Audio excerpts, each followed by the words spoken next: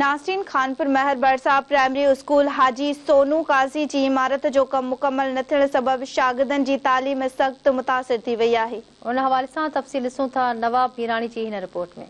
खानपुर महर भरसा primary school हाजी सोनो खान काज़ी जी इमारत जो कम मुकम्मल न थियण खिलाफ उस्तादनि ऐं शागिर्दनि पारां एहतिजाजी मुज़ाहिरो कयो वियो। नवाब मीराणी जी रिपोर्ट मूजिब एहतिजाज कंदड़ उस्तादनि जो चवणु हुयो त 1 साल गुज़री वञण बावजूद ॼाणायल स्कूल जो अध में रहिजी वियल मरमती कम ॿीहर शुरू न थी सघियो आहे। उस्तादनि ॿुधायो त स्कूल जी इमारत में न दरियूं लॻी सघियूं आहिनि, न ई रंग जो कम मुकम्मल कयो वियो आहे।